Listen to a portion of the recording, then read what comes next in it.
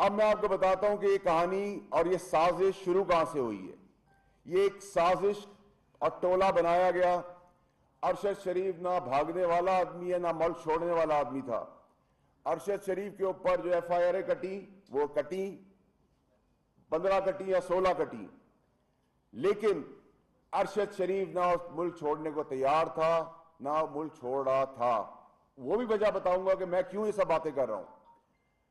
ارشد شریف کو سازشیوں نے ڈرایا, بتایا, مجبور کیا, اور وہ شخصیت ہیں جن کو بلیو کرنا بنتا ہے, اور اس کو یہاں سے نکال دیا گیا. جب نکال دیا گیا تو وہ دبئی پہنچا. جب وہ دبئی پہنچا تو کہا گیا کہ کسی اسٹیبلشمنٹ نے یا کسی نامعلوم ادارے نے دبئی سے نکلوا